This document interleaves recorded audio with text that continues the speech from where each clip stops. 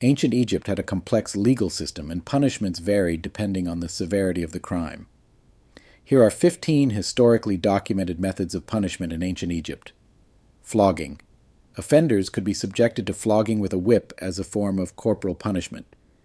Offenders were tied to a post or restrained in another way and whipped until saw fit by the person giving the punishment. Flogging is modernly known as whipping. Amputation. Serious crimes might result in amputation of body parts, such as hands, as a severe punishment. A well-chosen part to amputate was the victim's hands, usually being cut off and thrown into a collection pit. Branding. Some criminals were branded with hot irons, marking them as offenders and serving as a deterrent to others. Ancient Egyptians would also brand their slaves to keep track of who was and was not a slave or who belonged to who. This would permanently mark their skin and possibly cause infections. Exile. Banishment from the community or forced relocation to remote areas was a form of punishment for certain crimes. This would often be hard on the person not knowing anything from outside of their general area. Lost without food or water would often lead to heat, exhaustion, and/or death. Execution. Capital punishment was administered for crimes like murder, treason, and grave offenses, often through methods such as beheading or hanging. This was often for severe crimes like treason or maybe even disrespecting the gods or pharaohs in private. Forced labor. Criminals could be sentenced to forced labor, often involving hard physical work on construction projects or in mines. This could be anything from helping make buildings or pyramids to being a farmer and growing crops. Mutilation. Mutilation, such as cutting off the nose or ears, was a punishment for specific crimes and served as a visible mark of disgrace.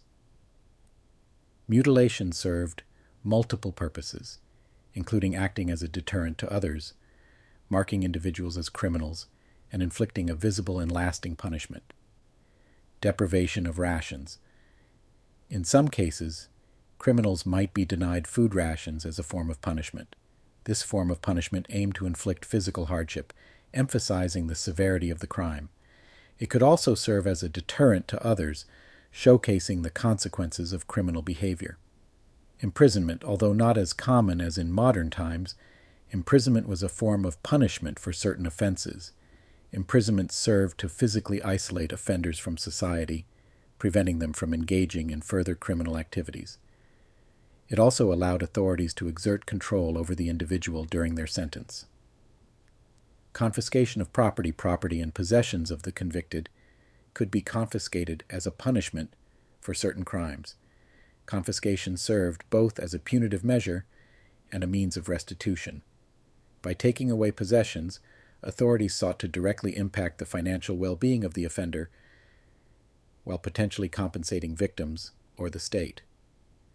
Public humiliation.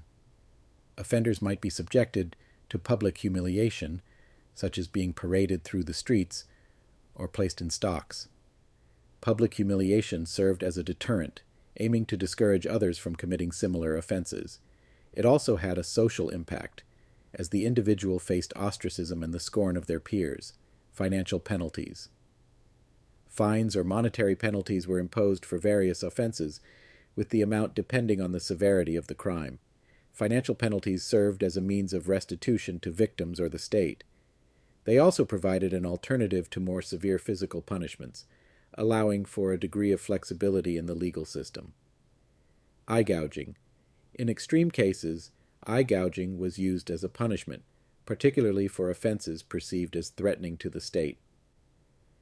This severe punishment was likely reserved for the most heinous crimes and served as a visceral and lasting consequence. It could also symbolize the loss of perception and, in some cases, be associated with crimes against the state or religious offenses. Tattooing. Criminals might be forcibly tattooed with symbols indicating their crime, serving as a permanent mark of shame.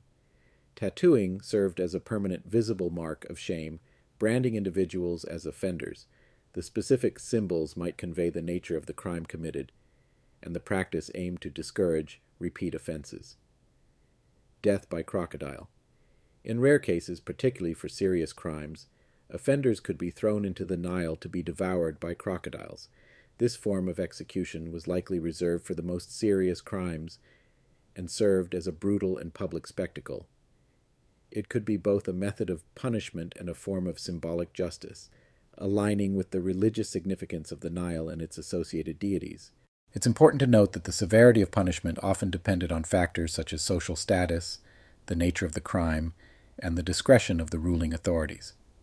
Additionally, some punishments evolved over time, and the application of justice varied across different regions and periods in ancient Egyptian history. Elevate your viewing experience and become a valued member of our exclusive community with our channel membership for just 99 cents a month. As a VIP, you'll enjoy the thrill of being the first to access our latest videos before they go live for everyone else. But that's not all. Take a peek behind the curtain with exclusive behind-the-scenes footage, witnessing the creative process, editing magic and early concepts of upcoming videos. Get ready to stay ahead of the curve with sneak peeks into future projects, ensuring you're always in the know. Your subscription not only grants you access to premium content, but also supports us in creating more of the videos you love. Don't miss out on this opportunity to be a part of our inner circle and enhance your entertainment journey. Join our channel membership today and let the exclusive experience unfold.